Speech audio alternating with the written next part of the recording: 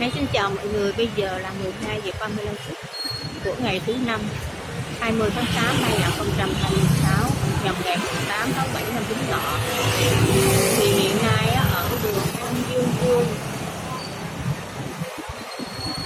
thành phố Hồ Chí Minh. An Dương Vương này là thuộc phường Chợ Quán, thành phố Hồ Chí Minh.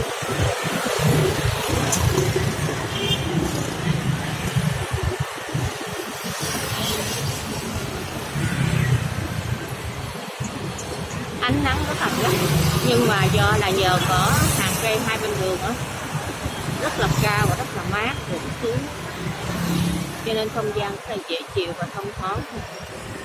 Đường An Dương Vương rất là lớn, thuộc phường Chợ Quán, thành phố Hồ Chí Minh.